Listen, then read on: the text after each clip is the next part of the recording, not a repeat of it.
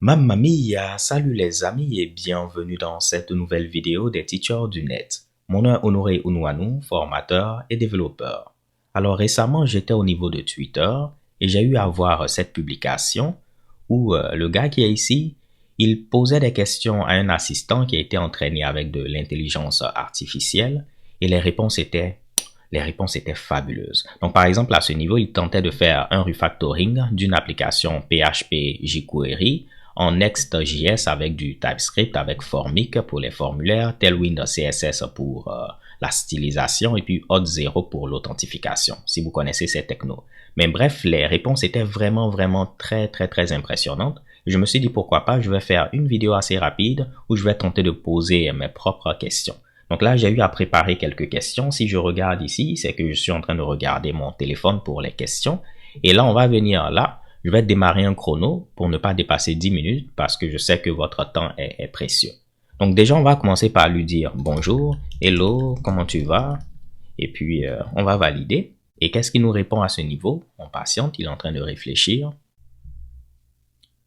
Il nous dit bonjour, je suis juste un programme informatique, je n'ai pas de sentiments ni d'émotions comme un humain. Il est là pour nous fournir des informations et puis répondre à nos questions. Ok, donc on va lui dire déjà, est-ce qu'il peut parler français? Can you speak French? Parce que comme vous pouvez le voir, mon anglais n'est pas parfait. Donc s'il peut parler français, on va mettre nos questions en français. Ok. Et là, qu'est-ce qu'on peut voir? Il nous dit que oui, je peux parler français. Je suis, disons, un modèle, disons, de langage entraîné par OpenAI, blablabla. Donc, il parle français, c'est bon. Donc, on va dire bonjour mon ami, donc. Et déjà, la première question qu'on peut poser à ce niveau, on va dire que fait ici 2 multiplié par 2, par exemple. On va commencer par quelque chose de simple.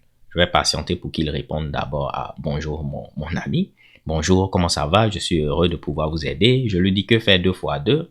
Là, il est en train de réfléchir. Normalement, il doit nous donner 4. Donc, j'ai eu à commencer avec des questions assez simples. On peut demander par la suite quelle est, disons, la capitale du Canada. Normalement, il doit répondre Ottawa. On a vu qu'il a répondu 2 fois 2, ça fait ici 4. Donc, c'était la bonne réponse. On peut poser également des questions aussi d'ordre général. Donc là, je pose des trucs en mathématiques, des trucs ici sur un peu, disons, la géographie. On va poser une question sur la blockchain.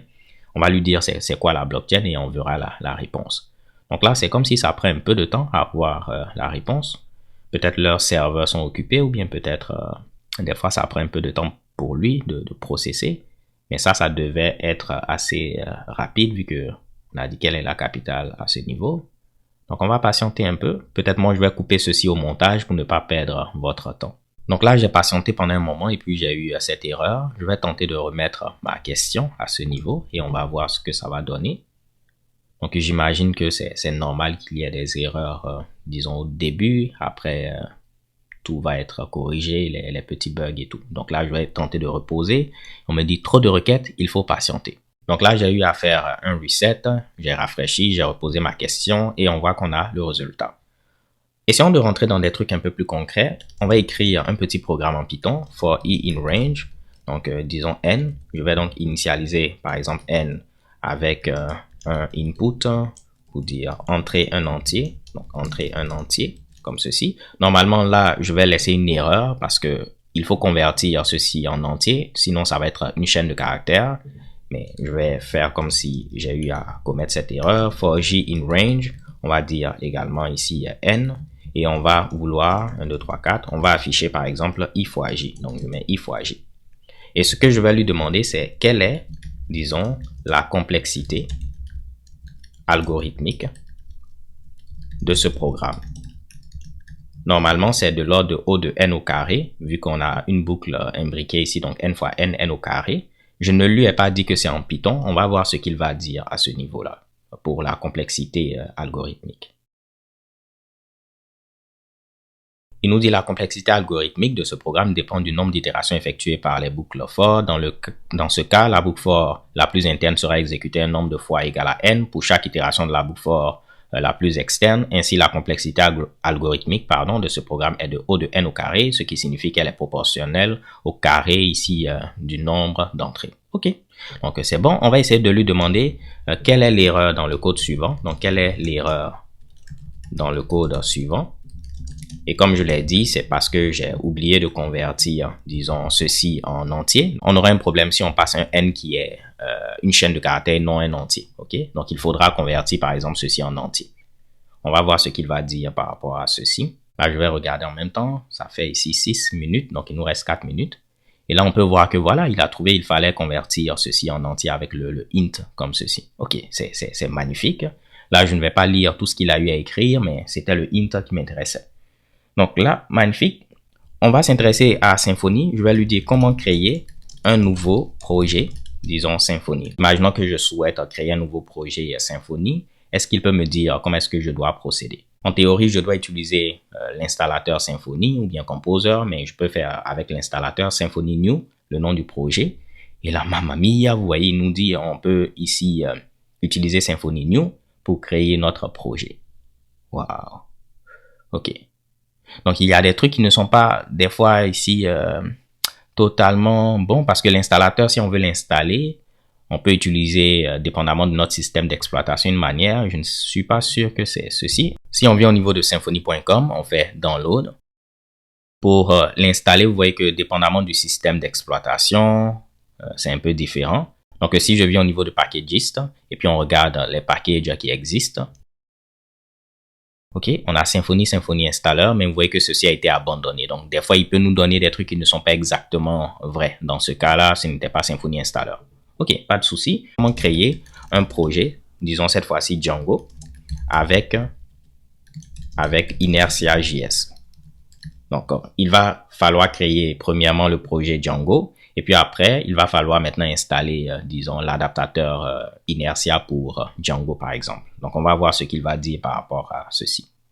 Donc, il faut ici créer un projet Django. Donc, on installe Django. On installe également Inertia Django, qui est l'adaptateur. On crée le projet Django.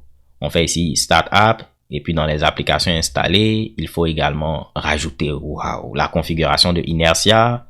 Il faut ici faire ces différents Mitsubishi là. Après, il faudra vérifier si tout est vrai, mais je pense que jusqu'ici, on a quelque chose de bon, mais je ne suis pas très sûr pour cette partie parce qu'il faut charger également d'autres petits Mitsubishi, mais déjà, on voit qu'il donne quelque chose d'assez intéressant.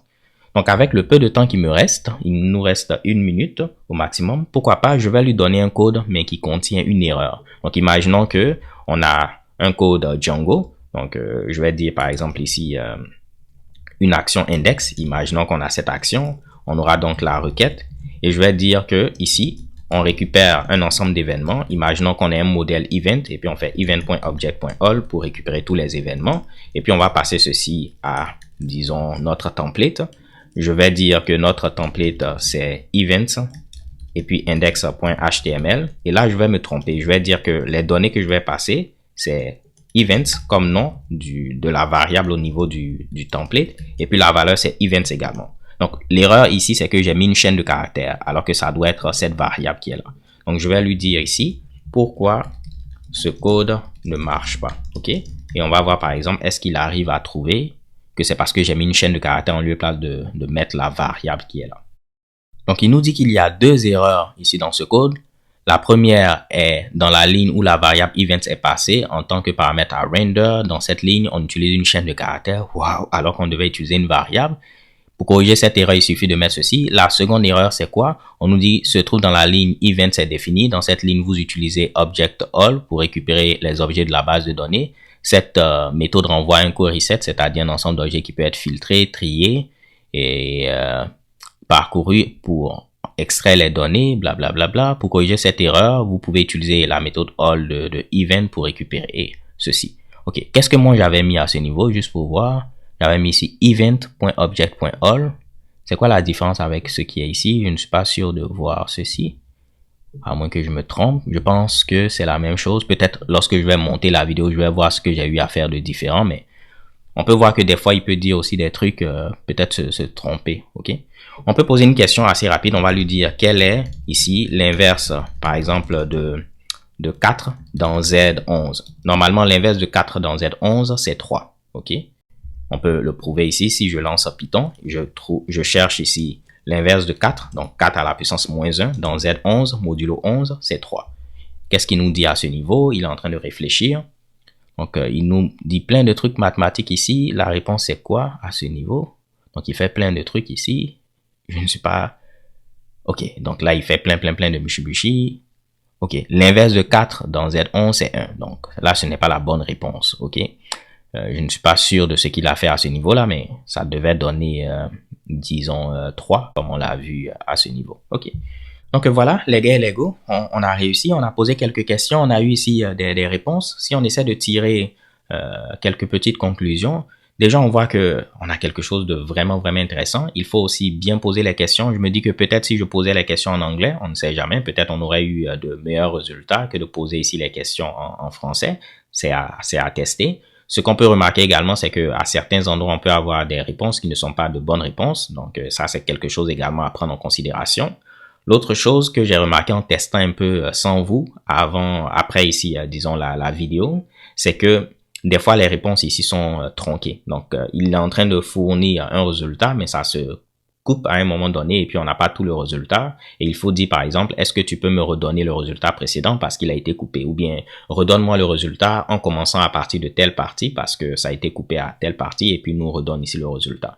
Mais à part ceci, j'avoue que c'est un outil qui semble prometteur et je me demande à quel point les gens vont réfléchir pour leur code ou bien vont simplement poser la question, faire un copier-coller. Parce que limite, ça nous évite même d'aller au niveau de Stack Overflow. On pose la question, on a la réponse. Je suis curieux de savoir si vous serez intéressé à l'utiliser, si oui, quel genre de questions vous allez poser. Et j'espère que vous avez eu du fun en regardant ici cette vidéo. Si tel est le cas, n'hésitez pas à vous abonner et on se donne rendez-vous à la prochaine vidéo. D'ici là, portez-vous bien, stay tuned and take care. Peace.